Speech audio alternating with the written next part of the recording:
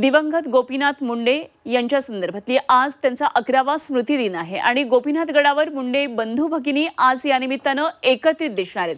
6 वर्षांनी मंत्री झालेल्या पंकजा मुंडे त्यामुळे आज काय बोलतात याकडे अर्थातच लक्ष असेल। तर मंत्रीपद गमावल्यानंतर धनंजय मुंडे हे पहिल्यांदाच सार्वजनिक कार्यक्रमाला उपस्थित राहणार आहेत। दिवंगत नेते गोपीनाथ मुंडे यांच्या 11व्या पुण्यतिथीनिमित्तानं आज पांगरी इथल्या गोपीनाथ गडावर अभिवादनाचा हा कार्यक्रम आयोजित करण्यात आलाय आणि दरवर्षीप्रमाणे यंदाही पंकजा मुंडे आपल्या कुटुंबासह या कार्यक्रमाला उपस्थित राहतील। मात्र विशेष म्हणजे यंदा पहिल्यांदाच त्यांच्यासोबत माजी मंत्री धनंजय मुंडे उपस्थित राहणार आहेत। तेव्हा 11 वर्षांनंतर गोपीनाथ गडावर मुंडे भावंड एकत्र येणार आहेत। मंत्रीपद गमावल्यानंतर धनंजय मुंडे पहिल्यांदा सार्वजनिक कार्यक्रमामध्ये सहभागी होतात, त्यामुळे त्यांच्या भाषणाकडे विशेष लक्ष असणार आहे। आणि या संदर्भात आणखी माहिती जाणून घेऊया आणि आमचे प्रतिनिधी त्यासाठी आपल्याबरोबर जोडले जातात। ज्ञानेश्वर पतंगे। ज्ञानेश्वर, आज बीडकडे सगळ्यांचं लक्ष असेल राजकीय घडामोडी, कारण आज मुंडे बंधू भगिनी एकत्रित दिसणार आहेत। 11 वर्षांनंतर गोपीनाथ गडावर आज धनंजय मुंडे येतात। मंत्रीपद गमावल्यानंतर ते काय बोलतात, विपश्यना झाल्यानंतर त्यांचं काय नेमकं बदललंय का रूप हे सुद्धा बघणं तितकंच महत्त्वाचं ठरणार आहे। काय काय नेमके या संदर्भातले तपशील आहेत आपल्याकडे?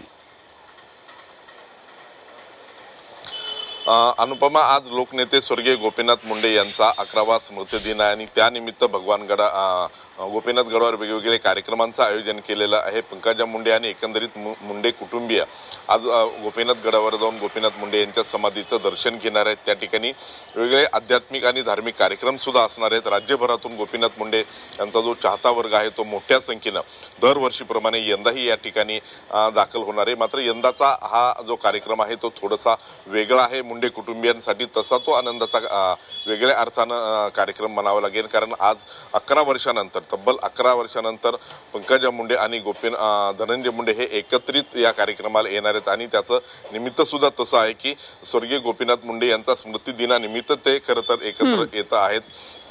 मागच्या 6 महिन्यामध्ये मुंडे कुटुंबियांसाठी हा काळ खरं तर खूप संघर्षाचा राहिलेला आहे।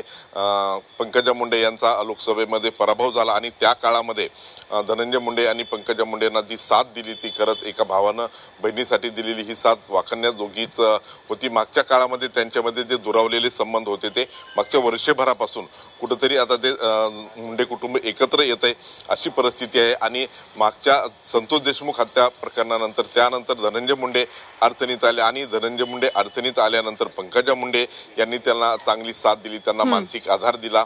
या सगळ्या प्रकरणामधून त्यांना सावरण्यासाठी त्यांनी एक बहीण म्हणून एक नेता म्हणून चांगली मदत केली आणि या सगळ्या पार्श्वभूमीवर आज ते दोघं गोपीनाथ गडावर एकत्र येत आहेत। ते आपलं मनोगत त्या ठिकाणी खरं तर व्यक्त करणार, ते काय बोलतात याकडे सगळ्या लोकांचं लक्ष, अवघ्या महाराष्ट्राचं लक्ष लागलेलं आहे। मंत्री होण्यापूर्वी खरं तर पंकजा मुंडे यांनी यावेळेस आपल्या पक्षाच्या विरोधात यापूर्वीच्या कार्यक्रमांमध्ये नाराजी व्यक्त केलेली आपल्याला पाहायला मिळाली।